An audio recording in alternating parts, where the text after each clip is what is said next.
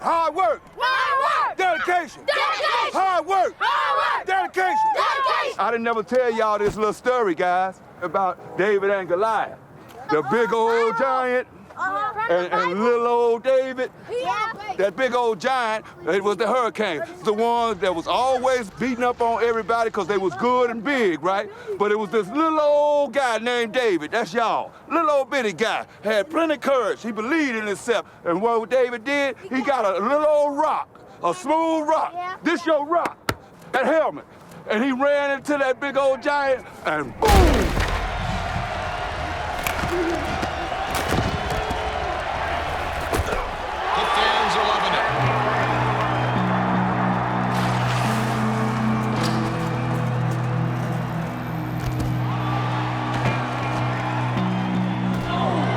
It's been known for a long time that banging your head over and over and over and over again can be a bad thing. Why are you bashing your head into a 300-pound lineman? Your brain is sponge cake floating in a bone bucket. Stop now while you don't have to wear a diaper.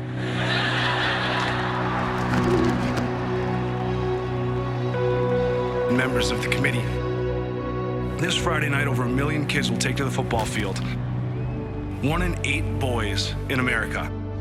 I'm certain that radical measures are needed for football to continue safely. So with a list of crippled retired players, a shortened life expectancy, Chris, how real is this problem? When we got this former NFL player's brain, we saw something very striking. It's an alarming report linking football and dementia. Now I'm starting to see players who are younger than me who are having neurological issues, and these players are calling me. In fact, many ex-players have problems. Girls having higher rates of concussions than boys. Pee-wee hockey today is not the pee-wee hockey we played when we were kids. The level of violence would give a reasonable person pause. You're talking to the athletes about donating their brain. 5 years of headaches and depression and short-term memory problems and couldn't go back to work. Are you advocating, Mr. Lewinsky, that people not play football? This is a public health issue. Yes, there are some things happening at the professional level, but what if similar things are happening for kids? Personally, if I had a 6-year-old out there playing football, I would be freaked out, and I think rightly so. Because you're playing Russian roulette with their future.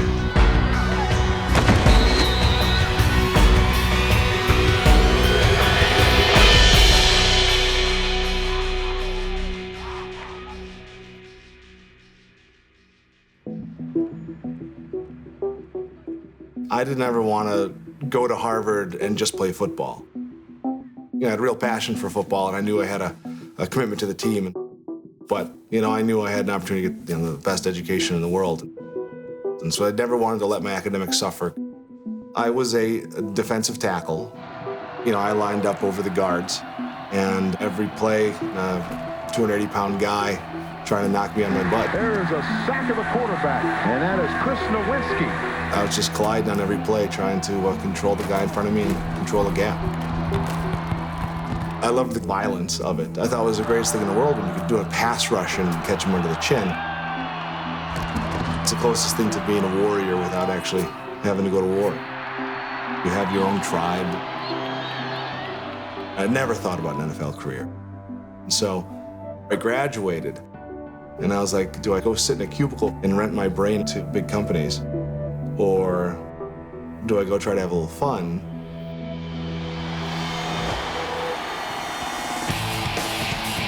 WWE announced they were starting Tough Enough, the reality show. 13 kids live in a house, 2 of them win contracts, and 1 person's kicked off every week. So I decided to send in a tape. 6'5", 265, with 10% body fat. I trained at Killer Kowalski School, and actually had my first match the other night. Check it out. I wanted to make it WWE, and this was going to be the fast track. And I got selected. I am willing to do what it takes to be one of the elite wrestlers down the line. Hold still, please. Reality shows have to have good guys and bad guys. Got to make sure that we make everybody understand that he went to Harvard. See the little Harvard boxer shorts there? So the producer started asking the cast to refer to me as Chris Harvard. There we go. And as soon as that happened, I knew that I would never have a chance to be a sympathetic character with people. Harvard what? Harvard suck. And you are Yale's what? Yale's bitch. Number one. Let's go, louder. Yale's number one. Come on, let me The character is based on the silver spoon, rich, snobby kids, and it worked for me.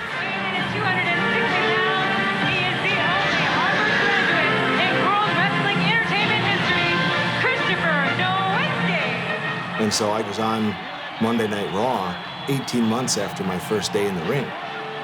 And what was most amusing was the show was done so well that even the wrestlers in WWE thought I was that guy.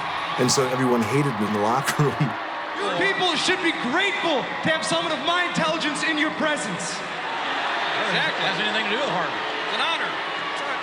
But I understand why you people can't relate to a guy like me, because after all, I am a Harvard graduate. Physically, it was the hardest thing I ever did. Far harder than football. Now, where's Nowinski going? This is something we don't normally see. And that's the reason why. I don't think anybody watching on television can quite appreciate how dangerous it really is. The margin of error is incredibly small. So if any timing or anyone's positioning is off by inches, someone's going to get hurt. That's something you can't study for. A ladder match. And I remember the tag team match in June of 2003. I hit the ground, and I forgot where we were. I forgot what we were doing in the ring. I forgot the storyline. I forgot what was coming next. So I remember they kept pinning me, and I couldn't remember if this was the one I was supposed to stay down on for the 3 count or one that I kick out of. My head was killing me. And, you know, I kind of went to a cold, dark place inside the Civic Center. I remember being in just my shorts and my boots, laying on a cold concrete ground, trying to make the throbbing go away.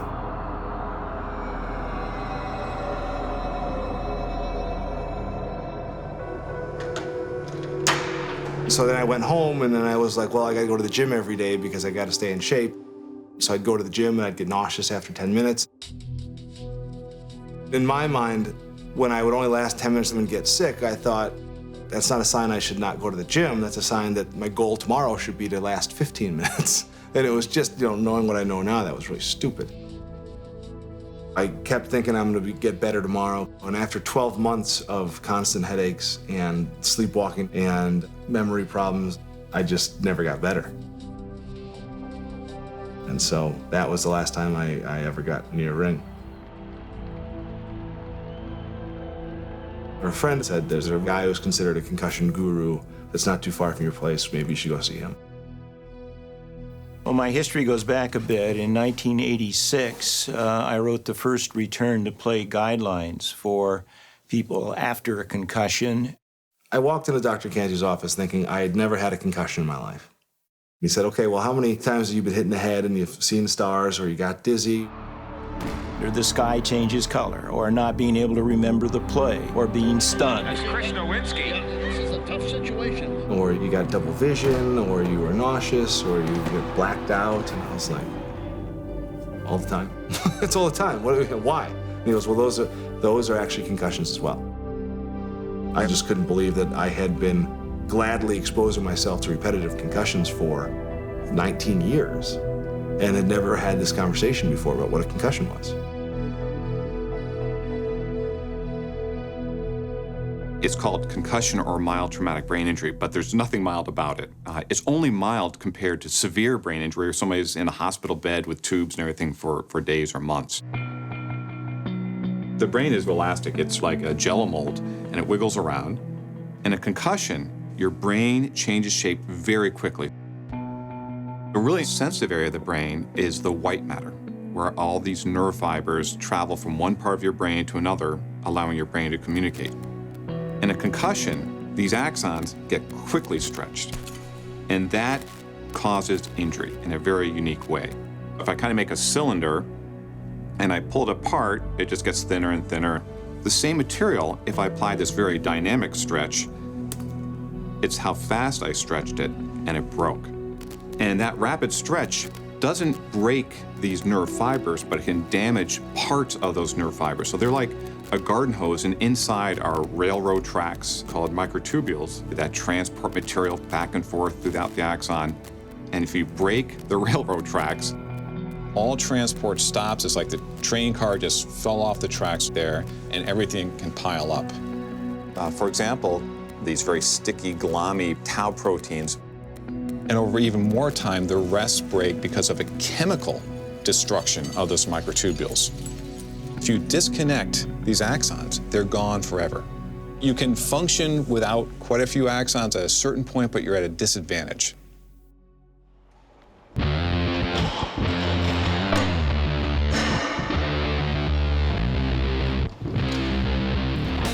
I believe Coach Murphy is on record saying I was the best athlete of our class. Some debated that. You don't deny it. He has said that. There's some debated that. I'm just saying. Isaiah Kazavinsky was my teammate in college. We were roommates and shared a bunk bed. You know, basically my best friend. And he went on to play 8 years in the NFL. Closing in on me. And he was a guy who had a lot of concussions.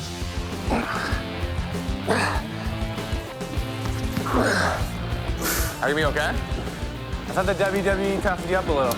That was 8 years ago. And when I started having these problems, I started talking to him about it. He was like, I don't want to hear about it. You know, I have to go down there and on special teams and blow up wedges every week. That's my job. I'm getting dinged all the time, and I can't be thinking about the long-term consequences. Good job. Thanks. Let's go. Yeah, so the first concussion was, I think it was my second or third game with the Rams, running down on a kickoff, just absolutely amped up. Just trying to be a kamikaze. It was the one hit in my entire life I've never seen coming. And I remember looking up at the scoreboard and seeing half of it just disappear. I remember getting up and trying to walk and realizing I was walking to the wrong sideline and feeling absolute embarrassment. I remember that one thing that scared me was then holding up a smelling salt and putting it right in my nose, took a huge whiff. Nothing. Put two of them under there, took two more huge whiffs, nothing. 20 minutes go by. Some of the vision's bad. It wasn't perfect. And I remember the doctors coming back to me and said, are you ready to go back in the game? And I said yes.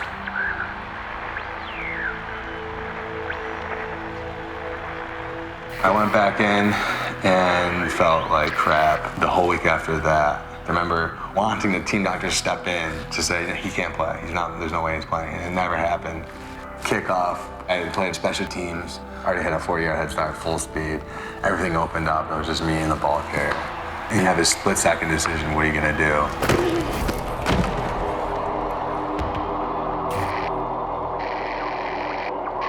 I remember coming to the whole side of my body, my face, all the way down to my arms and my legs, like just absolutely numb. A linebacker in the NFL is like a soda can, you drink up and just chug.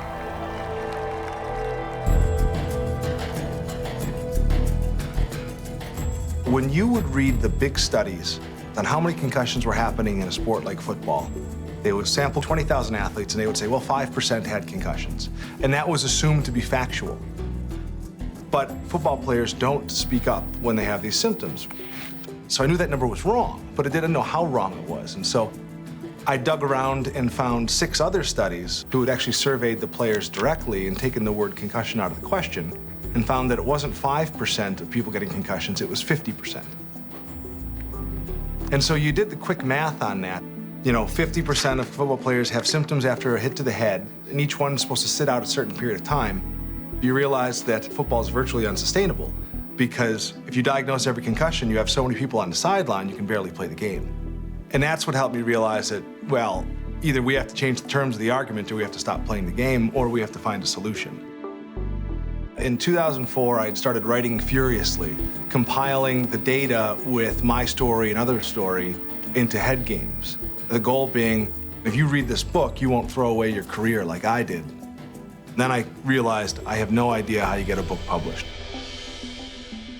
I saw the manuscript. I still remember my reaction. It wasn't the main narrative. It was the footnotes that blew me away. I mean, this guy had really done his work. So the book came out in November of 2006. In it, I wrote a chapter about the brains of two former NFL players, Terry Long and Mike Webster, who died young, and they were diagnosed with chronic traumatic encephalopathy. The game of football in the National Football League is not at all like a lot of people perceive it. It's not a game. I think it's a war myself.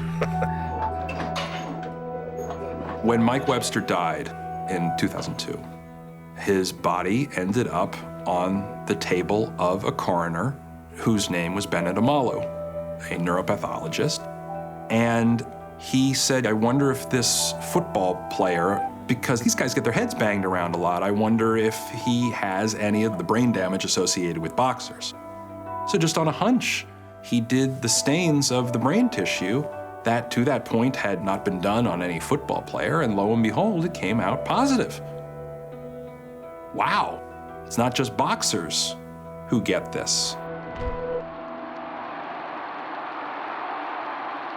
In the 1920s, lay people and sports writers called boxers who had been in the ring slug nutty and punch drunk, goofy, and they also called it dementia pugilistica. That gave it a more medical term.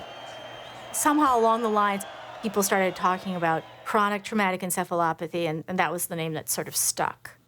When you're looking at this disease, I think one of the most amazing things is how extraordinarily dense the pathology is. It's like pathology on steroids. In a normal brain, there would be absolutely no brown visible whatsoever. Everything would look this light cream color, but you can see that there's tremendous abnormalities throughout the gray matter. Some places it's extremely dense. And then look at it under the microscope, and I have it here. You can see tremendous loss of nerve cells. The remaining cells are scarred and filled with this abnormal tau protein, which disturbs the cell and causes it to malfunction, and eventually it dies. So we'll cut into the brain.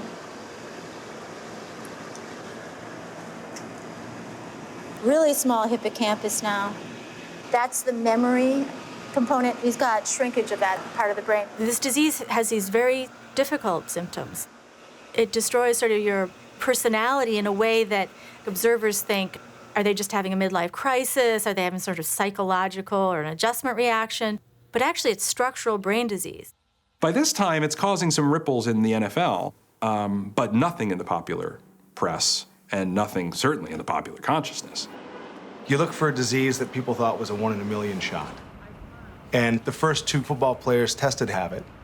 You would think people would talk about it, but it wasn't news anywhere. Toward Christmas of 2006, the phone rings. It's Chris Nowinski saying, I have something that's gonna probably be pretty big, and I'm not sure what to do with it, and you're the only one who ever took me seriously. And it was the Andre Waters suicide. Andre Waters committed suicide November 20th, 2006. And he was a coach, and he was working, and it wasn't money problems, and it seemed kind of bizarre. Andre Waters was known as one of the hardest hitting defensive backs of his generation, playing in the mid to late 80s through the early 90s. And one of the things that Chris Nowinski did when he learned of the suicide was to say, gee, I wonder if he had a significant history of head trauma. You know when you made a perfect hit, when you hit a guy grunt, especially running back, and then he come running through the hole again, he sees you. I like to hit things. I can get all my frustration out on the field. And I was shocked to find that he was quoted in the newspaper saying he stopped counting his concussions at 15, and he would just grab smelling salts and keep playing. When Chris had the hunch that Andre Waters might have had CTE, he called up Bennett Amalo and said, if I can get some brain tissue for you to examine, would you do it? The way I originally crafted that story, I thought it was just going to be Chris having to convince the family to donate the brain. And the Times editors, to their credit, said, hey, wait a minute, there's news here. A former National Football League player kills himself with a gunshot wound, and a researcher links the damage in his brain to football. That's all that needed to be said, and I feel like, that was what elevated it to the front page. The Andre Waters story ran during the playoffs. I don't remember it mattering that much because there were games to be played.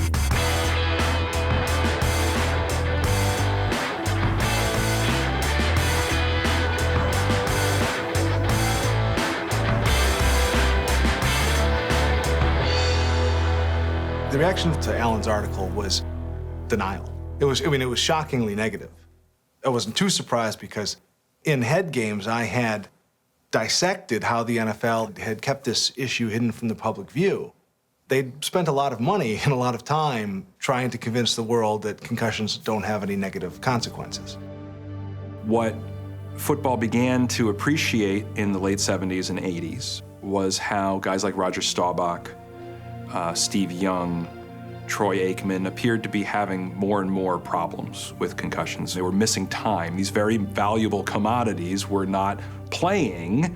Gee, I wonder if we can figure out how to keep them on the field. So in 1994, Paul Tagliabue formed a committee called the Mild Traumatic Brain Injury Committee.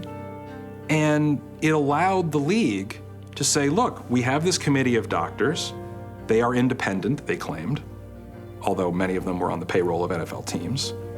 Nonetheless, it's being chaired by the medical director of the league. Nonetheless, they're independent. They began to assess what the effects of concussion were in NFL players. And so by the 5th, 6th, 7th of what became a 13-paper series, they began making statements about how everything was hunky-dory in the NFL, how these players were not suffering from any problems. Their data showed that there are no cognitive effects in these players. The problem was, if you looked very carefully at the language that they were using, they were making statements that you can't make. If the oldest guy that you study is 35, you can't possibly conclude that concussions don't have long-term consequences. If somebody actually did have concussion problems and had to retire, they would drop out of the study. And so they wouldn't be followed up on. They also had some mathematical errors that were pretty easy to, I like to think, a sports writer found them, okay? Well, I think there was more than bad science. I honestly think there was a point of view of trying to be protective of the National Football League. In most other sports, the chance of injury is incidental. In football, the chance of injury and long-term serious effects is fundamental. And no honest person can watch this sport and not acknowledge that. It's just like a boxer. If you box so many years and keep getting hit in the head, sooner or later, something is going to happen to the brain. Gene Atkins is a former NFL player who played the strong safety for the New Orleans Saints and Miami Dolphins. Gene was known as a big hitter, was diagnosed with at least a couple concussions, although he remembers many more. He talked about times where he would see double and grab a guy's jersey to find his way to the huddle and wait for it to clear up. He was tough. He didn't want to ever come out. When the Andre Waters story went public, the ex-wife of Gene Atkins sent me an email saying, Gene is everything that I read about Andre Waters, the memory problems, the impulse control issues. He was in a very dark place. The only difference is he's survived multiple suicide attempts. I've been there. I understand how I feel to want to take your life. And it's a scary feeling because every day I wake up is a challenge for me. I'm just a mess right now. When I saw an opportunity to intervene, I was able to raise some money to fly Gene up along with his current wife to see Dr. Cantu, who spent hours evaluating him. 978-432-13 Those digits, tell me what they are. Repeat them. 978432. 978. 432. 432. Gene, repeat the months of the year between January Let's find something else. and June. Pardon me? Let's just pick something else to do, because I can't do it. Try. January, May, April.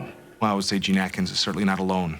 Can you do it sequentially, like January, February, March, April? There's a lot of people that are in the prime of their lives, but their brain has not stayed with them. June. What's before June? July.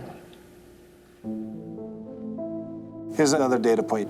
Linemen sustain 60% of their impacts in practice, 54% tight ends, 52 receivers, 31% quarterbacks. Impact accelerations of the head also varied by... In response to the huge activity on this issue in 2007, the Sports Legacy Institute was founded. Dr. Cantu and I realized that there needed to be work on education and policy driven off of the research to keep these athletes safer. I mean, so then maybe that's part of the idea too, is just maybe put the stake in the ground, get people talking about it, and then see what comes of it. Yeah. And then, you know, I want to put together a committee of coaches for a couple-day session. When Sports Legacy Institute and Boston University School of Medicine partnered, we created the Center for the Study of Traumatic Encephalopathy.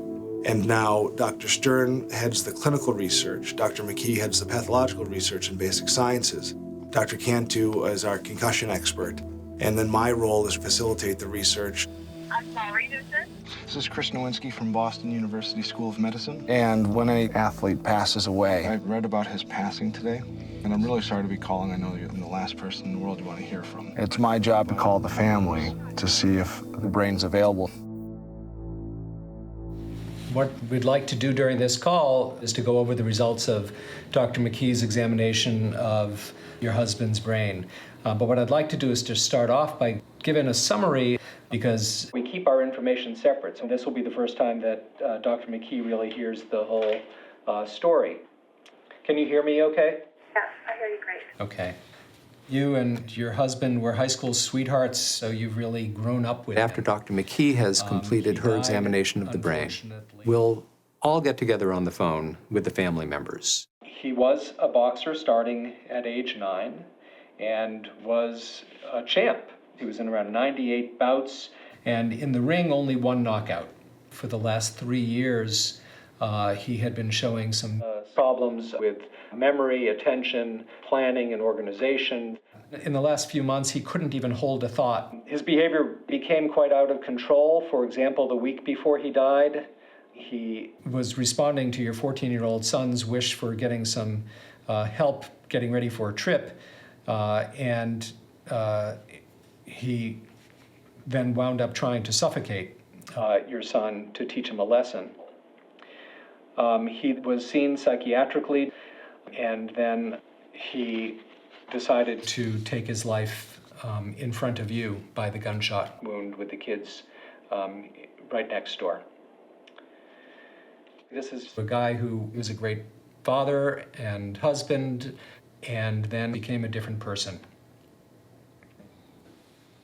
Then it goes to me and I say what I saw in the brain.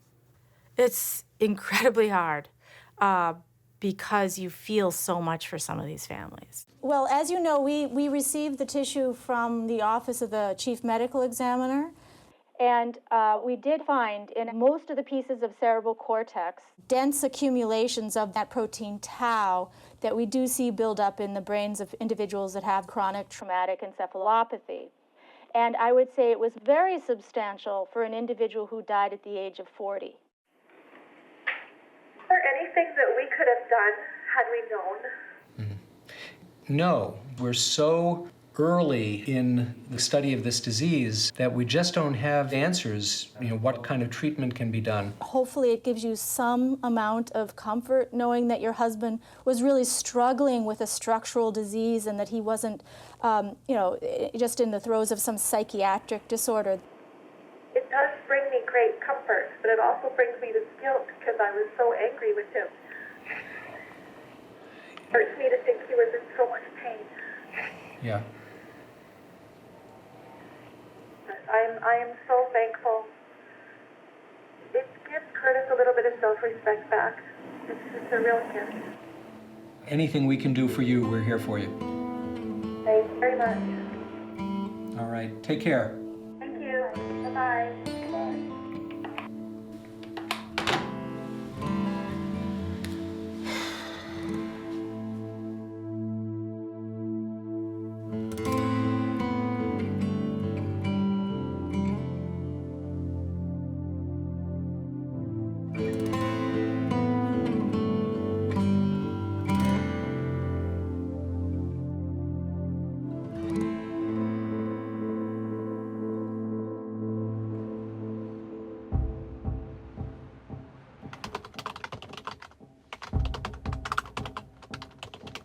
In June of 2007, the league, in large measure because of the stories that we had been running, held a summit of all the medical professionals from every team, as well as some league officials, to discuss the state of the research.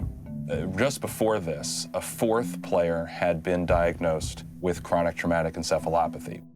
A lot of people thought, well, that's only 4 guys. You know, you can't make statements based on 4 guys. And I knew that you could, because this is something that does not happen in the general population. I got an interview with the commissioner during a break, and I recorded the conversation with his permission. There's no record of a concussion. He may have had a concussion. He played Swimming. at least He could have had a riskiest position. He could have had a concussion swimming? My brother had a concussion swimming. He hit his head outside the pool. Come on, Alan. It does happen. A concussion happens in a variety of different activities. 4 out of 4. Are you suggesting that all 4 men sustained their damage in fields other than football? Stop it right there for a second. So what do you, take us back a little bit, what are you thinking in the middle of this conversation? I'm scared out of my mind. Do you really want to know? I'm scared out of my mind. I'm standing there talking to the commissioner of the National Football League, basically dumping at his feet a problem that I knew in my bones was going to be immense for him. And in a way, I was becoming the math teacher that I had always planned on being. All I wanted to do was get him to understand the probabilities at work here, that it wasn't just me being a pain in the ass. It was the fact that when you're 4 out of 4 for a 1,000,000 to 1 shot, something's up. So at the end of 2009, I get a call from a source of mine who has a document that he needs me to see. What is it? I can't tell you, but trust me. So we meet at a restaurant in New York, and he passes it over, and it's a study that the University of Michigan has done of retired NFL players, asking them all sorts of health-related questions. Do you have heart disease, arthritis, depression, kidney function? There's like 50 pages. And their finding was that the NFL players look like they're a pretty happy and healthy group. But if you looked at the bottom of page 37 or something, there was this one little section. And it talked about how they had asked, have you been diagnosed by a physician as having Alzheimer's disease or other memory-related disease? And there were the rates. From age 30 to 49, 1.9% had said yes. So it was 19 times that of the national population. Well, it hadn't become public yet. I don't know if it ever would have become public had it not been leaked to me. And that was the game changer. There is a new report from the NFL. It's an alarming report linking football and dementia. And other memory-related diseases. How much higher? 19 times. 19 times. 19 times more likely to have Alzheimer's disease or memory-related diseases than men who never played professional football. And Congress, which had shown some interest in this subject before, was just waiting for something to act upon. This was what they were waiting for. Commissioner Goodell, is there a link between playing professional football and contracting a brain-related injury such as dementia, Alzheimer's, depression, or CTE? Chairman, the medical experts should be the one to be able to continue that debate. But our bottom line is we're not waiting for that debate to continue. We want to make sure our game is safe, and we're doing everything we possibly can to create information that we can share with our players. Is very important responsibility to set the right. Well, you've testified to that. Yes. But I just asked you a simple question. What's the answer? The answer is the medical experts are no better than I would with respect to that. Now, he's the commissioner of the league. He's not a scientist, and one could argue that he shouldn't necessarily know the answers to these things. Our commitment to make sure we make the safest possible field for our. Okay, I've heard it. It sort of reminds me of the tobacco companies. Linda Sanchez was not mincing words. No link between smoking and. She basically said, you have a health problem with your product, and you're covering it up. This is what she said. You're like the tobacco industry. And those words did not sit well with Roger Goodell. No matter what kind of helmet you build, no matter what kind of equipment that you have, it is a dangerous sport. The only question is, are you going to pay for the injuries that they have received in helping you to be a multi-billion-dollar operation? And he left those hearings knowing that he had a real problem. There was a problem, at least in perception, and probably in reality, and it was time for change. And every week, there was a new change in the NFL. Players were no longer allowed to go back into games after having sustained a concussion. The definition of concussion has become much more conservative to include things like feeling dinged or a bit of confusion, seeing stars, dizzy or vertiginous, poor balance. All those things are signs of concussion. Crackback block can't be to the head. You cannot hit a defenseless person in the act of catching the ball before they've secured it or throwing the ball. The wedge has been reduced from 4 men to 2 men because the person breaking the wedge was largely using his head to do it. Maybe we can get away with losing these things because the rest of the game is still good enough that people won't really miss it that much. I don't know anybody who doesn't watch football anymore because there's no head slaps. Oh man, I love those head slaps. There's no head slaps anymore. That ain't football. Why don't we just put a skirt on them? And then you had the resignations of the 2 guys who were the heads of the committee who had been saying for so long, there's nothing to see, folks. Move along, nothing to see here. Commissioner Goodell has spearheaded rules changes. They completely cleaned house with the previous mild traumatic brain injury committee. They have put in place a brand new head, neck, and spine committee that has university neurosurgery chairs as co-directors. It even put probably their biggest critic as a senior advisor to the group.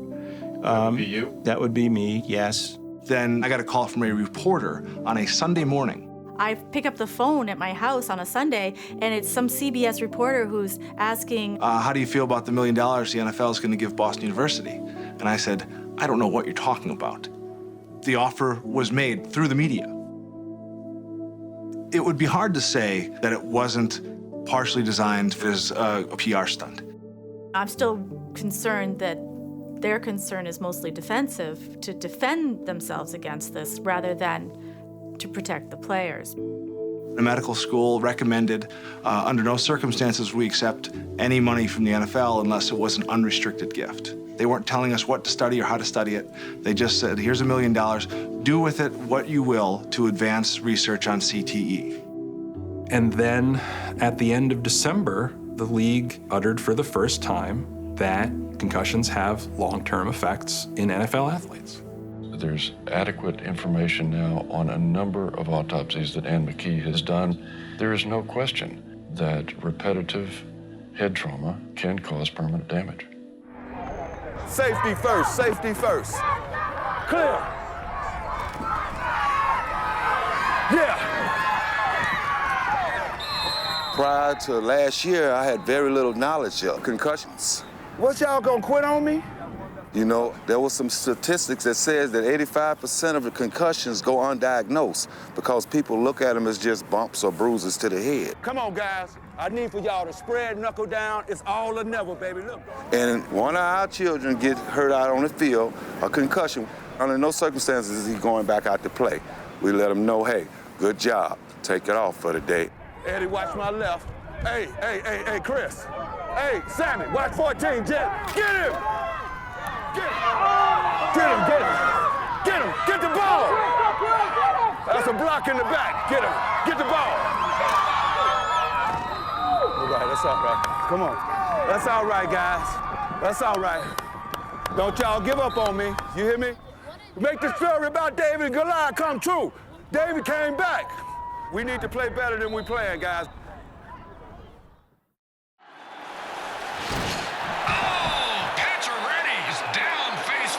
Well, it has become one of the most perplexing issues in hockey. Concussions have altered the lives of far too many athletes. This is a masticating hit. Serious headaches for the NHL. I know that you've worked in the wrestling and the football fields the most. With today's news, hockey is obviously a higher profile. Unfortunately, I think more people are retiring from hockey than are from the NHL than are from the NFL from concussions. So that's certainly a sign that the concussion issue is very severe.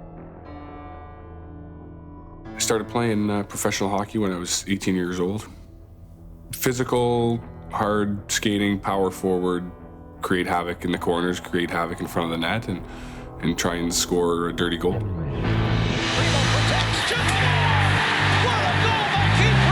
course of my career, I had a couple 30-goal seasons, a handful of 20-goal seasons. And so I was capable of putting the puck in the net.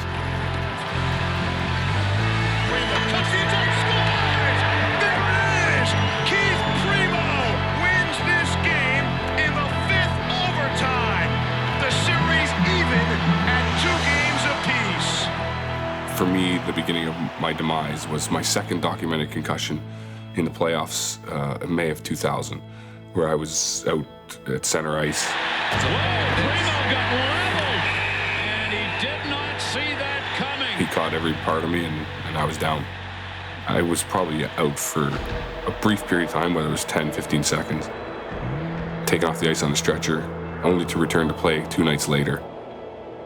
I was of the same mindset to everybody else, that I didn't take the injury seriously. I thought it was a phantom injury, that there were players that weren't necessarily suffering through post-concussion so much as they were looking for a break.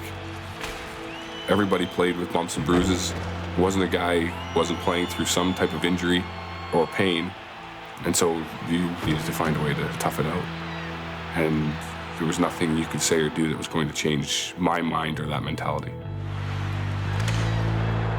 Documented concussion number 3, I took an elbow to the side of the head, and I thought I was fine.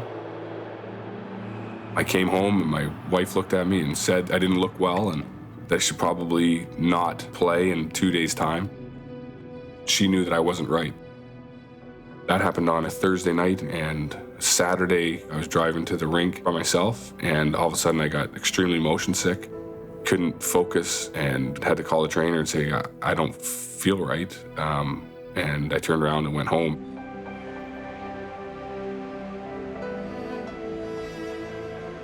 It was 6 full weeks of concussion symptoms that I hadn't experienced before.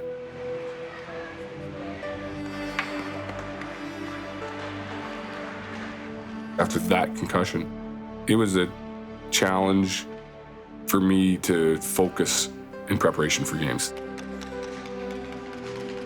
I knew how fast the game moved, and now I felt as though I was making a conscious effort to move at that speed. Probably the one player that I've worked with the longest about concussion was Keith Primo. Motion just was a big problem, and he was very slow to recover, and was very frustrated because he wanted to play but realized he couldn't.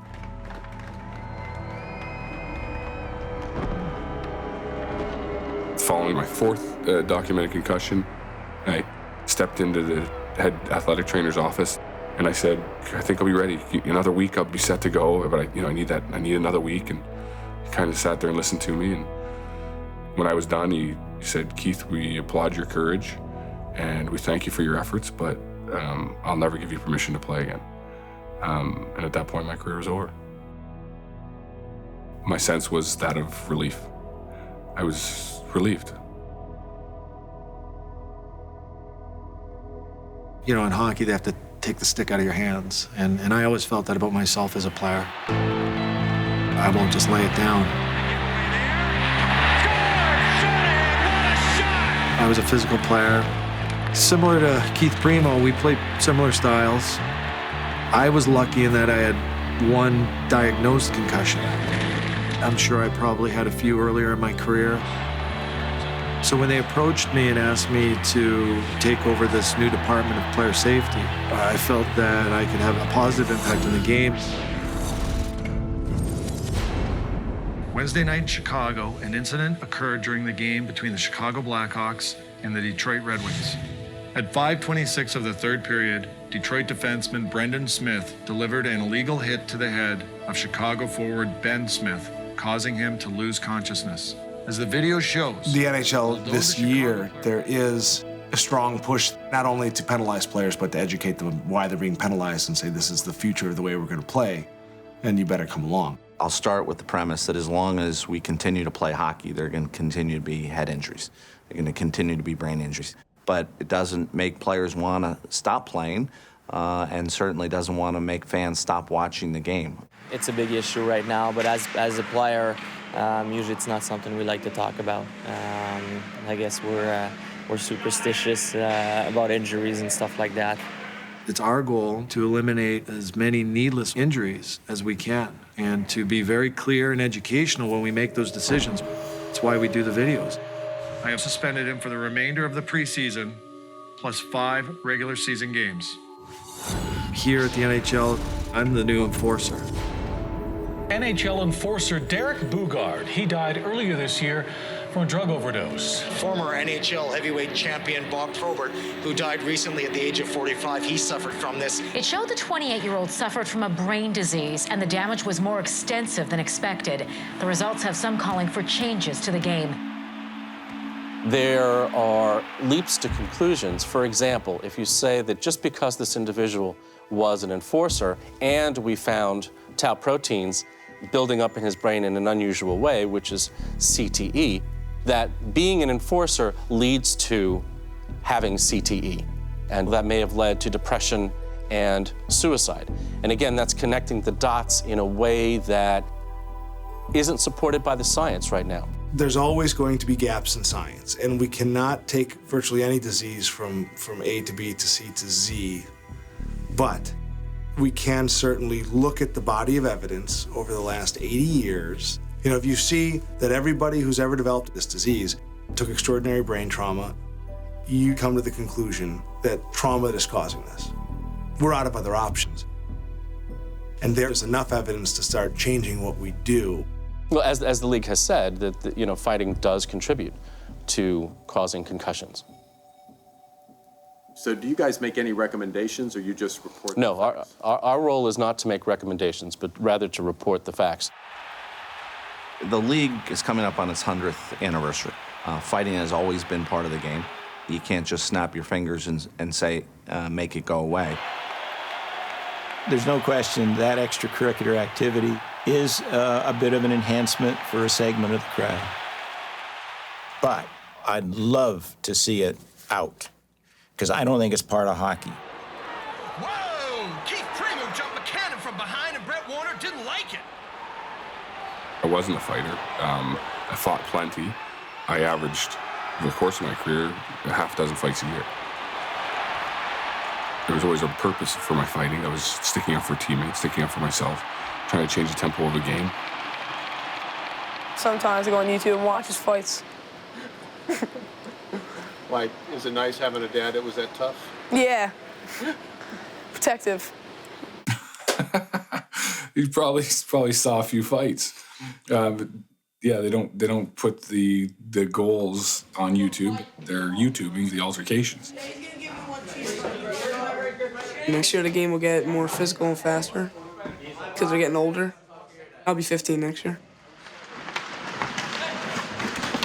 I mean, even now, today, our team's like, being that team, like 5-0, they think they have nothing else to do, so they start getting physical. When we went in front of the net, they started pushing and shoving. Part of the game. If I have to get in a fight, I'm gotta build his character, I guess. Have you been in fights? Not like drop the gloves, but yeah, I've been in a fight. And what was that like? Wasn't that hard. I thought it was pretty fun.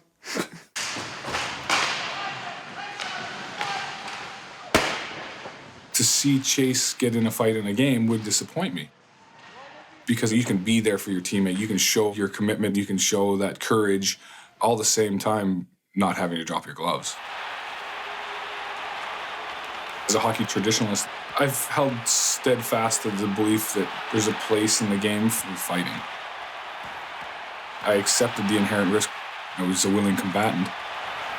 With more thought, I really wonder if there is a place for fighting in the game, ultimately. If we're going to protect our players the best we possibly can. What happens if in a game we have half the guys are competing and half the guys aren't? What's going to happen? We're going to lose. So I got half the guys doing the drill right and half the guys cheating, cutting it off. Do it right. Throw me a puck. I still suffer through symptoms. Heads up. Over the course of the last 2 years, I've been able to say that I'm in a good place only to regress. Headaches and head pressure, extremely fatigued, difficulty with vision, lightheaded, irritable. It was recommended I talk to players who'd gone through the same problems I had, and at first I was hesitant. But then I found some real comfort and solace in hearing their story and knowing that I wasn't losing my mind, that what I was feeling, what I was suffering through was genuine. I know that I've damaged my brain. I don't know where I am 20 years from now. I need to continue to be brave and work towards the end goal, which is 100% recovery. Come on, don't quit. Don't quit. Don't quit. There you go.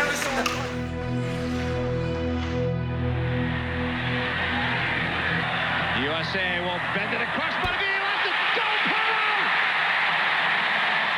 I was 17.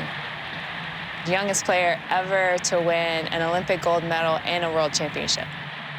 I was fortunate enough to play in 3 Olympics, winning 2 gold medals and a silver. Drives it across. Chastain. Parlo doubleheader. Go, Parlo! I'm almost 6 feet tall. You can't be this tall and not compete in the air. I scored 50% of my goals with my head. You hear a lot about football and head injuries, but a new study shows that soccer may come with some risks too. And Girls soccer players reported concussions more often than boys soccer players. Same as basketball. And they also seem to recover more slowly than boys. So this was not just a boys' football injury. We told you how rough it is. Watch the tugging, the pushing, the grabbing, the kicking, all the fouls. That was a tough. From head to toe, it's contact sport. Rough stuff. In 2001, I was playing for the Women's United Soccer Association. My poor parents were watching the game on TV at home in Memphis, and they see me. I go up for a header, and actually one of my own teammates hits me in the temple. Hooper. And 2 players are down. Is that Parlo and Hooper?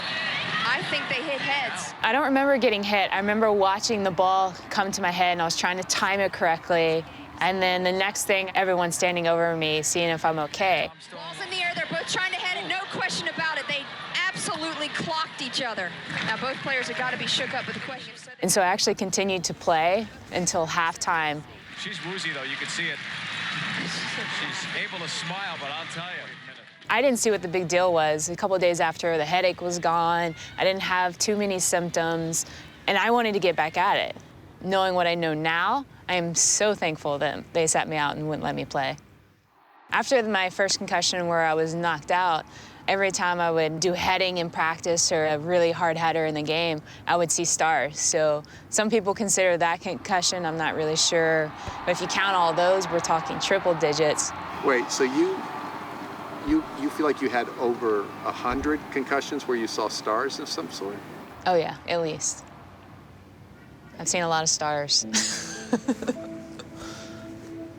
I remember when I told my parents that I was retiring in 2004 because of my post-concussion syndrome. They were actually angry and disappointed a little bit in me and that I wanted to retire. I think they felt like I was just quitting. I would rather them think that than to really know the truth and what's behind it. They know about my headaches. They know, obviously, about all the medications that I've been on to prevent them. But I don't think they really know how much it interrupts with my daily life. I always keep my GPS on. I'll be driving around roads I know by heart and forget where I am. I had a stutter for a little bit. I'm gonna worry my family now telling you all this. My parents don't need to know all this, right? When you're young, parents try to protect the kids. Ouch. And at some point, it's role reversal. Soccer's been in her life and in our life since she was about 6 months old. I want to play Division I college soccer. I mean, if I got drafted, that'd be pretty cool. But unfortunately, because she's such an aggressive player, she has not only gotten 1 concussion, but probably 4. I remember after the first one, I was just like, oh my God, my head hurts so bad. I went to take a goal kick because I didn't go out. I didn't want to stop playing. So I went to take the kick and I was like seeing double and stuff. So you just heard her say it hurt really bad. She had double vision. She didn't pull herself out of the game. She didn't tell the coach, and she didn't tell us. I don't want to quit because of injuries. It's just what I love to do. I can't just drop it. She's pretty good at being tough. So if it's, I can't tell my mom because then I'm done, she might not tell me, right?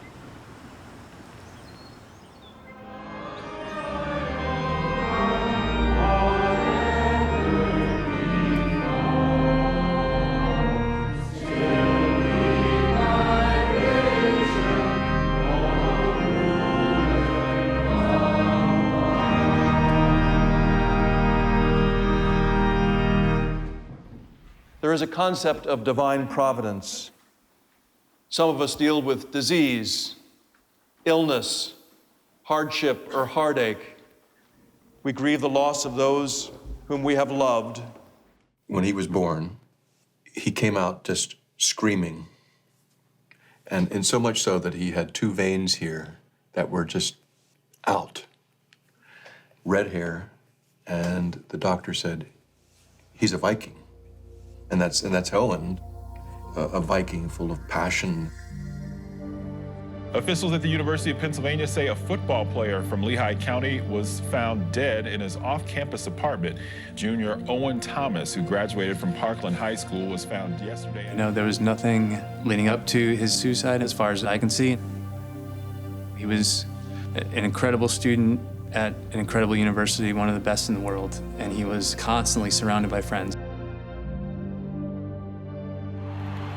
He played defense, and he was an aggressive player, and he was voted captain of our team. And Owen was a person on our team that everyone looked up to, and it hit everyone in our community hard, and still does today. When I hear about these things, my job is to find a way to get their brain. For me, it was a special case. This was an Ivy League defensive lineman, and I was an Ivy League defensive lineman. It was like losing one of your own. So I talked to him quite extensively on the phone, and I said, you're not going to find anything because he never had any documented concussion. Well, that's fine. I said, I hope we don't find it. Frankly, I'd love to not find it in more brains, because it seems like almost every brain we get, we find it.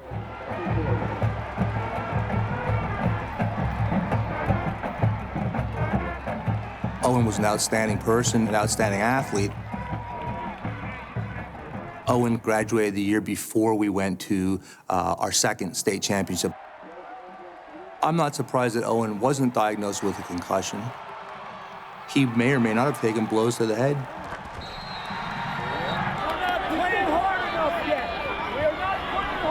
The reality is that anybody that's played football has had concussions, whether they've recognized it or not. Both of us definitely got our bell rung. You get up and like everything's like a different color at first, and then it takes you like a couple minutes to kind of get back in focus. But I don't know if that's a concussion. I've never had a concussion where I was pulled out of football.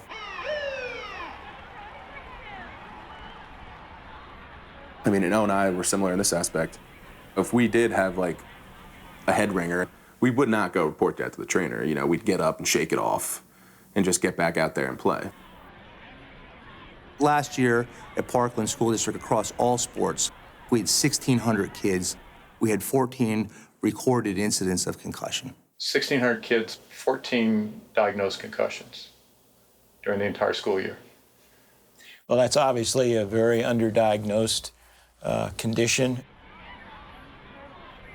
If you only have 1 out of every 100 kids getting diagnosed with a concussion, you're missing them, and your kids are at terrible risk. We do this right, and we start educating the athletes, it's going to skyrocket.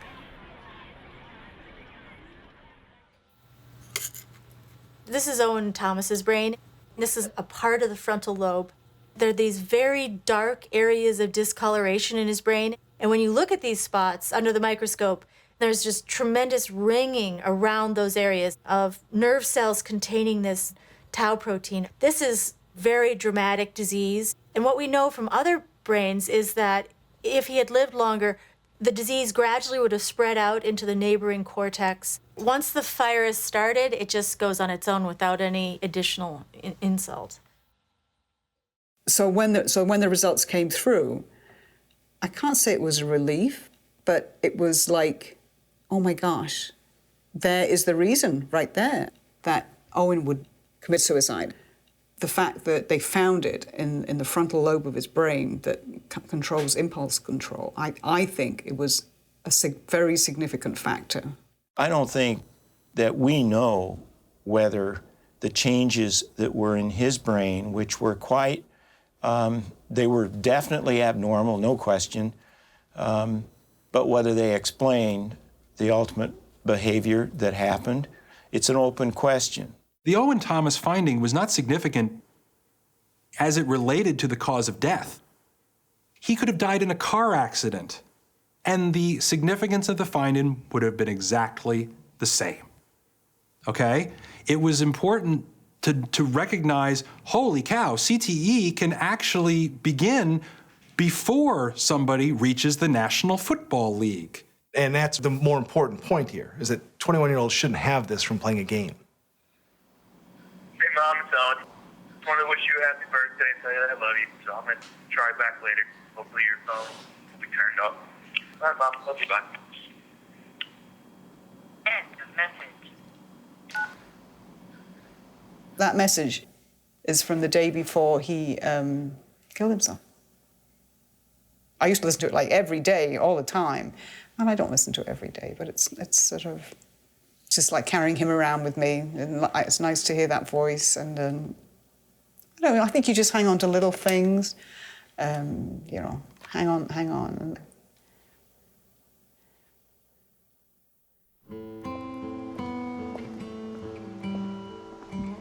My father played at Millersville in the 30s. I played at Virginia, University of Virginia, in the 60s. So it was kind of our family game. And over here is Owen's grave.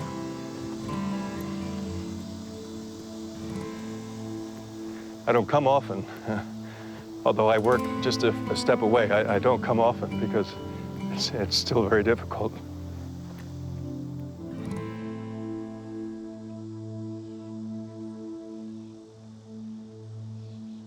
The associate pastor did the whole service, and I could just barely make it through the service, so I just sat in the family pew. It was a beautiful service. All of the football team went up to the balcony, and they lined the balcony standing, and it was a sense of camaraderie, a teammate, I guess, standing for their captain.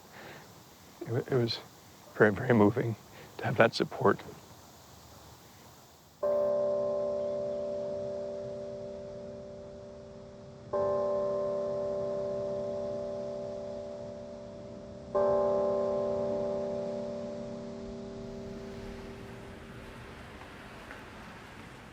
All right, so first thing is I'm gonna have you take everything metal that you have on your body, your belt, anything you have on your watch, anything like that. Now, have you had an MRI before? Oh, many. Okay, excellent. So you know the drill. I'm one of our guinea pigs for all of our pilot studies. And so I'll get an MRI, a DTI. Excellent. You know, me along with some NFL guys and some boxers and whatever, we'll try to figure out what CT looks like in a living person. All right, going in. You can only diagnose these types of diseases after someone dies by looking at the brain tissue. But the goal is to be able to diagnose the disease while someone's alive, because only then can we do things like figure out the true risk factors, create treatment protocols, conduct clinical trials of new drugs. Unfortunately, because CTE is so horrific, and right now there's no cure for it, the media hype about all of this is here and the concern is here. Tragically, the science about it is way down lower on a trajectory. There's a huge gap. Traumatic brain injuries and concussions are a far more serious issue than any of us realize. I was invited to speak at a high school to parents and coaches to raise concussion awareness. It was probably the first time in 3 or 4 years that I had somebody actually confront me in public. You sure scared a lot of people tonight, okay? It wasn't a parent, it was the head athletic trainer. Came in here and you talked about all these people their brains are decaying, and didn't show is there's a heck of a lot of people that played football that don't have problems, okay? That don't have this post-concussion syndrome. You didn't talk about the hundreds of thousands, a million people. No, that's right. I didn't talk about all the people who smoke and don't get lung cancer. I mean, I with all due respect, that's a terrible, terrible argument when it comes down to people's health and their brain and the risks that we should be exposing kids to. But then it went further, and he said, oh, you talk about all these symptoms. My 10-year-old daughter plays soccer, and she comes off the field and complains of dizziness and headaches after heading the ball. But that's not a concussion. That's just part of playing the game. If your child has concussion symptoms from heading a soccer ball, that's a concussion. I cannot believe you asked me that question. Are you serious? Have you ever had a soccer? I mean, I wouldn't push too far. I'm worried about your job right now. It wasn't just the head athletic trainer that had this problem. I was informed that the football coach had scheduled a mandatory weightlifting session to make sure his players couldn't go to the symposium. And what are you saying? I don't know. I'm gonna go back to Boston. You could hear a pin drop in that room. What happened that night happens privately all over the country, all the time. A lot of people don't want to believe this is as serious as it is. Even people whose jobs it is to safeguard children's health. They don't want to believe it either. A group of parents followed me out. Some of them asked, my child plays football here, he had a concussion last year, would you let him go back? Hopefully, if you only played through high school, your risk is less, but it's there. There are people who have said that because 14 out of 15 NFL players who have been tested for CTE have had CTE, my God, that must mean that almost every retired football player has CTE or will get it. Well, no, that's not how it works. It's a very selective sample. As part of a brain bank, we store half of the brain at -80 in each freezer, and we have 7 freezers. We've gotten now over 70 brains in the brain bank, and the overwhelming majority have had chronic traumatic encephalopathy. We need 30 brains of people that played the same sport that didn't have the symptoms. Their brain would be very valuable to study. And until we do, we don't really have any good idea of the incidence or prevalence of this CTE. What we do know is that 14 of the first 15 NFL players that we studied had CTE. In some people, it wasn't so far progressed that they had memory problems or impulse control, but had they lived longer, they almost certainly would have. That's overstating the data. And it's leading to a conclusion for which we don't have scientific support right now. To say that because this athlete exhibited CTE, that determines that he's going to have dementia and have depression and commit suicide, it's just not there. You have to walk a very fine line here, because people need to appreciate the fact that CTE could make you go crazy and could make you do terrible things. And the NFL have called us when families are looking for us to help facilitate. But then again, when you're talking about this with people who might have it, You have to be clear to them that people with CTE can also live normal lives and be fine. They just might be different. But one of the reasons I'm here is to ask you to give me your brain someday. Alzheimer's strikes you at the end of your life. When you're 78 is the average onset of Alzheimer's, and CT is 43. So it's pretty destructive. We had two-a-days, both morning and afternoon, beating the living crap out of each other. There's many times in practice I came looking through the air hole of my helmet trying to make the team every year, you know? But we were at this thing that we went to a couple weeks ago. Somebody asked... Satchers, yeah. Yeah. Yeah, somebody... What the heck was I going to just tell you? I'm going to have to come back. Stage 3 right there. That's 4. Stage 5. What are you talking about? What the hell was I just talking about? I did forget. I played for a lot of really dumb coaches. Yeah. There's a lot more dumb coaches out there than there are really smart, innovative coaches. When I was a senior in high school, they didn't give us water until, you know, you were a wuss if you asked for water. And then 2 kids died in Texas. And then we got water every 5 minutes. Right, if 5 kids this year died in a week from head injuries, football would change immediately.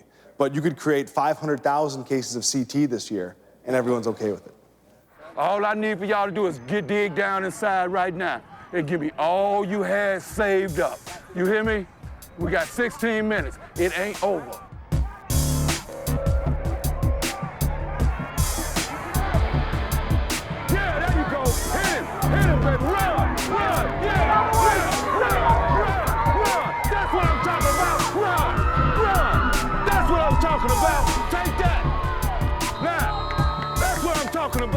Let's go, David, let's go.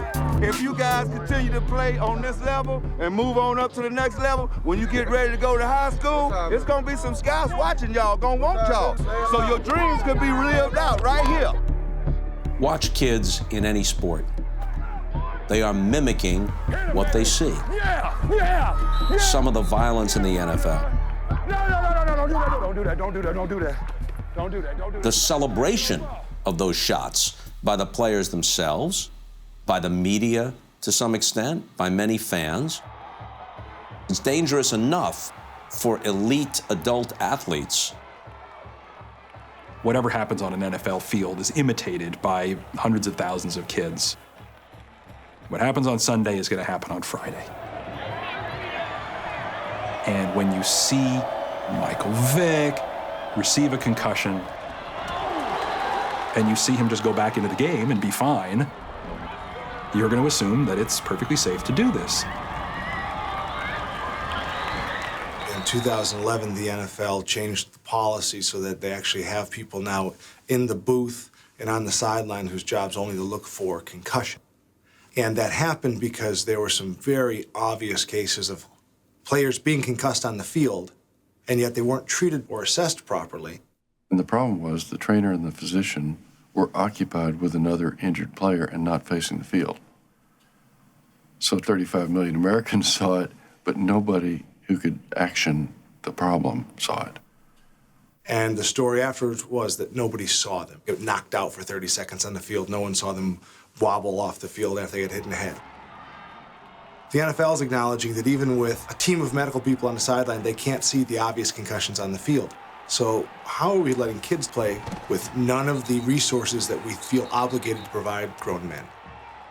It would be ideal that there's a certified athletic trainer for every high school, but it's not a financial reality right now.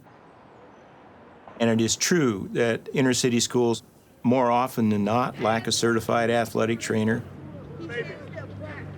But I think that certain sports at highest risk, it can be argued that if you can't put proper minimum medical facilities on the sideline, that you probably shouldn't play the sport.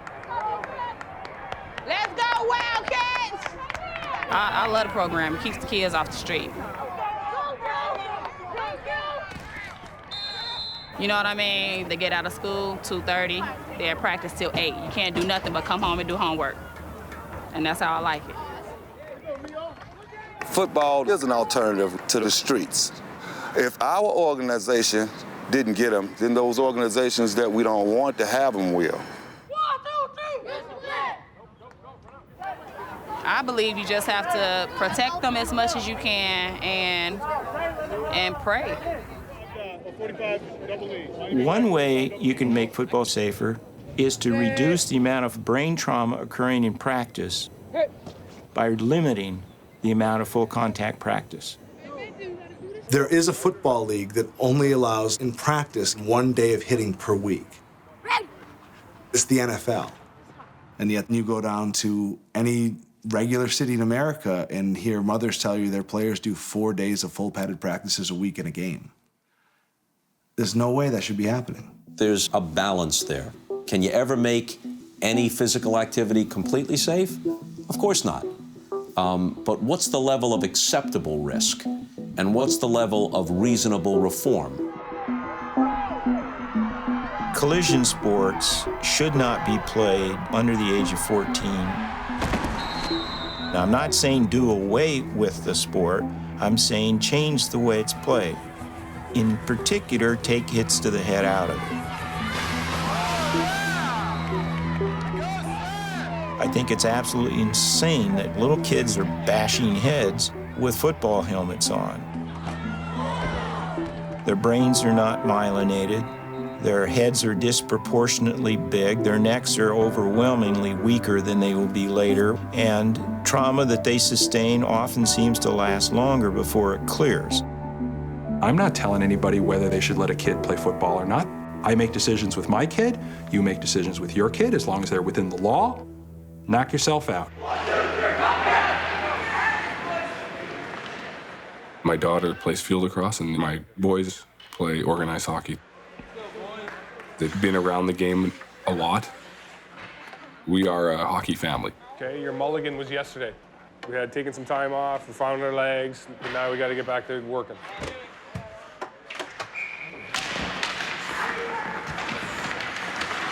Three weeks ago, I was skating over there to hit this kid, and he stuck his leg out, and I tripped over his leg and went head first in the boards. Got whiplash and concussion. You know, this is the second time that he's had a concussion, so we're really taking it slow, and you know, it's been a long process. Of probably 30 days into it now. He wants to get back. He's feeling better, but you know, patience is probably a good thing when you're dealing with concussions, whether they're your players in the National Hockey League or it's your own son.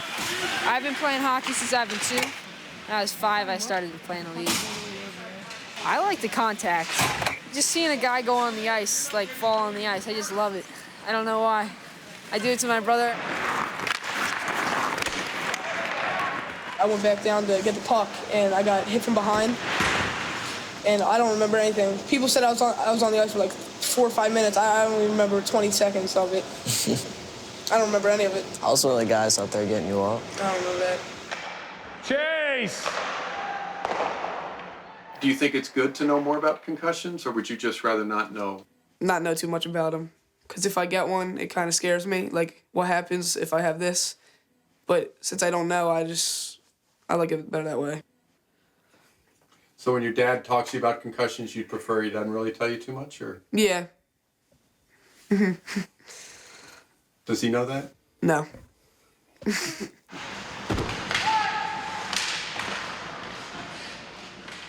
Being a pediatrician for many years, I wanted to help my oldest son, Nathan, protect that brain, because that's how he's going to earn his living. He wasn't going to be going off and playing hockey for a living. And so one of his early coaches was Keith Primo, who had just retired from the NHL because of concussions. Go. Having Keith as one of Nathan's early coaches really made a big impact on our whole family. He changed our lives, but also changed my career. Now I want you to look at my pen. Does that pen look fairly clear? It's not double or blurry? It's like doubling. It is double and blurry. Close your eyes. There is research that does show that children respond differently to concussions. They're not just little adults. All right, that makes you feel wobbly? Yeah. Let's see. Still having issues with headaches, still having issues with trouble falling asleep, not being able to concentrate. It wasn't a big hit at all. I'd been hit much harder before. It was just like 3 consecutive face mask to face mask headbutts. And that was my first round of the playoffs for the hockey season. I played the rest of the game. I didn't think anything of it. It wasn't one of these hits where I said, oh my God, is he hurt? I didn't even know he was hurt. I didn't even know he was hit. Then I went to bed and I woke up with a really bad headache. And I took 2 weeks off. It got better after 2 weeks. I got right back into the lacrosse season, which was starting a month later. About halfway through the season, I got another concussion. Lean forward a little bit to center your weight, and then close your eyes. If somebody has not fully recovered from a concussion and then is subjected to a second concussion, more probably than not, it's going to take a much longer time to get over the symptoms than if they'd suffered those 2 concussions, say, a year apart. He became symptomatic when schoolwork got piled on. Put your tongue out straight. And so it was actually that additional cognitive load of schoolwork that brought back post-concussion symptoms. The aspect of all of this for down the road is whether you go back to contact collision sports. And this is based partly on the fact that your injury did not seem to be a monumental hit, and yet the symptoms have lasted an appreciable period of time. It was really frustrating because I have my hockey season coming up and it looks really bad for me because I don't think I'll be able to participate. I'm the captain of the team, so I still have to be there for everyone. Teammates, I would say, were very supportive. It was the parents who didn't understand because I couldn't come to the game sometimes because I needed to recover, so they'd say, oh, this kid doesn't care about the team. He doesn't care about how they're doing. He's just going home because he's tired of lacrosse season, but that wasn't the case at all. I didn't. No, actually. I didn't hear the criticism by parents. I don't like to gossip, so. No, he doesn't. I didn't expect getting emotional. Listening to the whole thing. If I could go back in time and change one thing, I would have taken 2 weeks off of school, not stressed myself at all, just taking the time off, because in the end, it was the schoolwork that set me back. If their brain has recovered enough that they can do the cognitive work and handle a full day of school, then we can, progress them through a return to play protocol, and it goes fairly smoothly. The focus of the country right now, and the focus of a lot of the legislation, has been return to play. And that's the story that's really a lot of places being sold as the solution. I mean, I hear it from parents all the time. Even if they get a concussion, as long as they return to play at the right time, they'll be fine. Come, Jeff, come, Jeff. What no one's talking about at any level is the fact that we are clearly not diagnosing concussions, and we are not getting athletes off the field when they do have them. Athletes don't realize how it's in their own best interest to pull themselves out or to report that there might be something wrong. The athletic trainers here are on the field from the start and beginning of the practice or game. So if we see an incident that is extremely violent, or if the athlete does not seem like themselves, we'll immediately bring the athlete off the field and evaluate them on the sidelines to ensure that they don't return to play if it's something that could make them worse. We'll never be able to say scientifically what's safe and what's unsafe. Come with me. The idea that 100 G blow to your head Take your helmet off. causes a concussion, and that's bad for you. But that 99 G blow that you say, oh, I'm fine, that's fine, it's impossible that that's the reality. We have to define whether there is a cumulative effect of injuries that you can't see.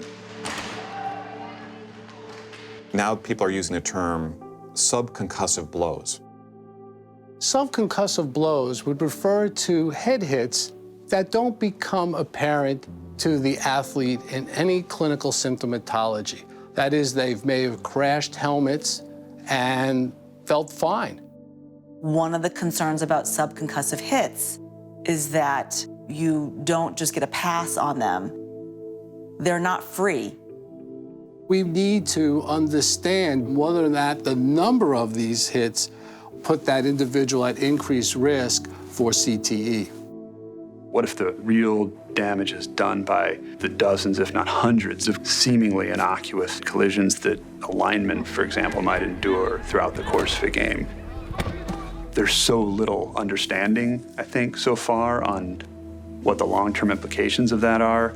And if you think about a young player starting out at 5 or 10 years old, the total number of times his brain has been in a collision is quite a lot. What if suddenly parents don't want their kids to put a football helmet on and run it onto a football field anymore?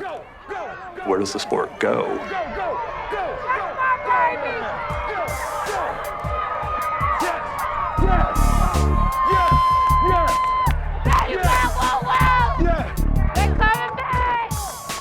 can do this here, baby. Man, I want to do the David and Goliath thing.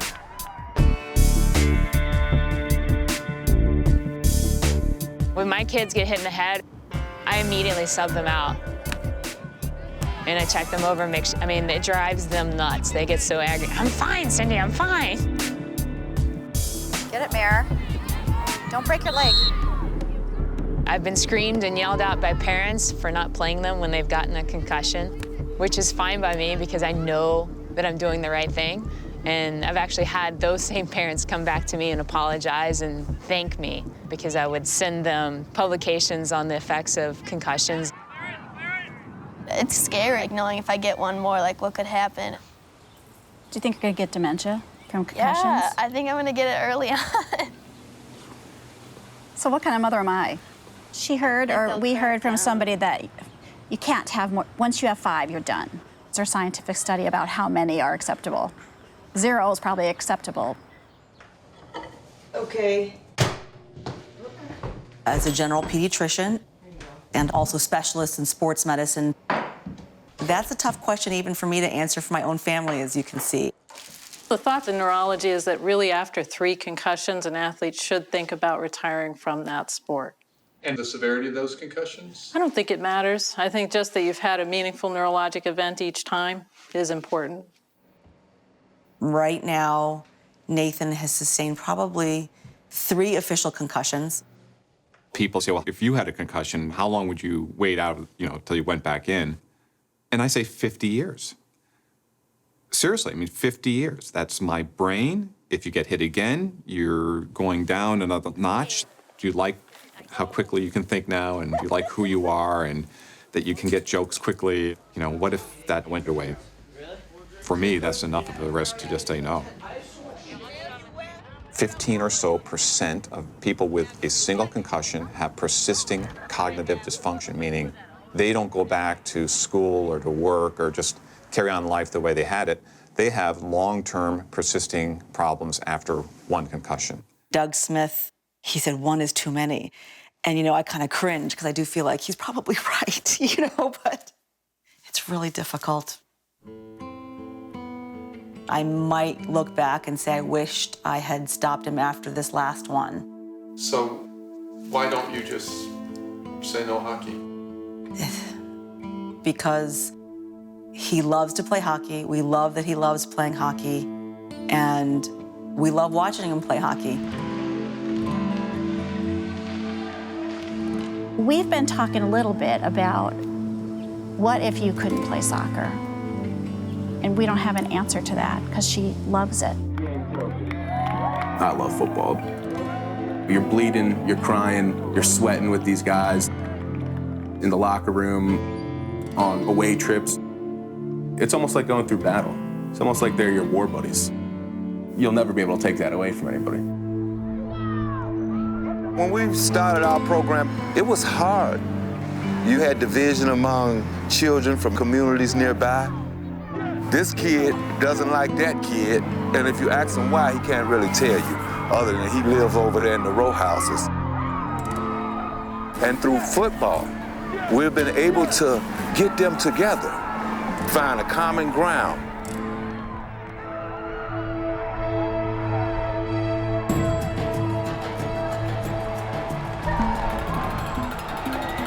When you grow up with football, you love the change of the season, the sense of excitement when you hear the crowd. I admit it, I'm a huge football fan, and it's like, I can't help it, it's just part of me. There's no question that we romanticize these sports. When I grew up, I had this emotional connection to football. The values that people hold dear can be achieved other ways. I did play basketball, I did play baseball, I did do theater. I learned lessons in all of those things. I would love for Isaiah Jr. to play football. Football has absolutely given me so much in my life. I just wanted to be under the right circumstances. Right now, I'm having a hard time putting my son on the field with a good conscience. My son's 4 years old and I have a daughter who's 2.5. Do you want your son to play football? Come on.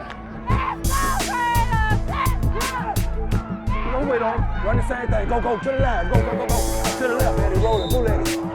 All right. Let's go, y'all. Now or never, baby. David, let's make history. Now or never. Over here. Everything. Take him out. Take him straight out. Go. Yeah, go, baby. Go.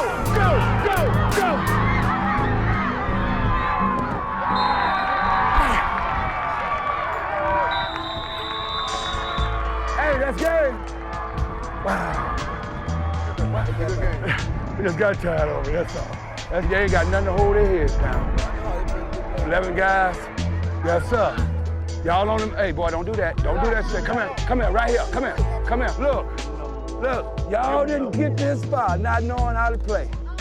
Come on, Chris. Hold your head up and look at what you accomplished this season. And God willing, I see all y'all back here next year. Yeah, that's what y'all want? Let me hear you there. How y'all feel? How you feel? How good? Real good. How good? Focus, determination, a willingness to commit and compete for the entire game. It's the reason for playing sports. 3 of my 4 children have all suffered 1 concussion. My daughter asked me the question, Daddy, should we not play if we could get hurt? And I said, well, that's your decision. You don't have to play if you don't want. But there's no guarantee in life. I think that's the right answer. I'm not 100% sure. Some people might think that I'm not concerned about their health or well-being. But I am. But I don't live in fear of them getting hurt playing sport. Ready to go? It's the enjoyment I see in their face when they're doing it. And that's enough for me.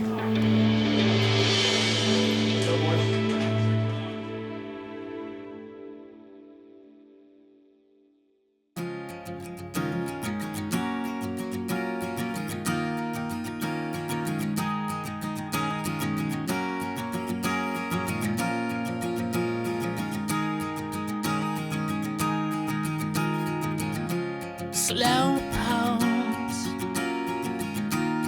and cross-eyed, pigeon-toed to the railroad ties,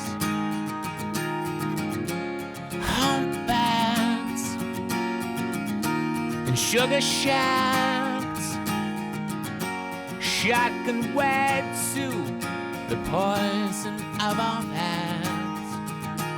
A little longer to go. We've a little longer to go. I just can't help say so.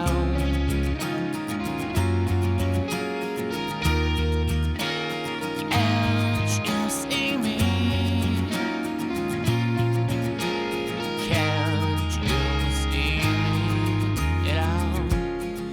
Spaced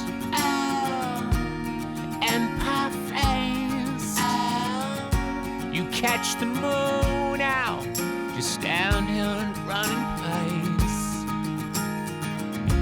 Shell shots and half-cocked. The universe is full of black holes and anniversary nights. A little longer to go.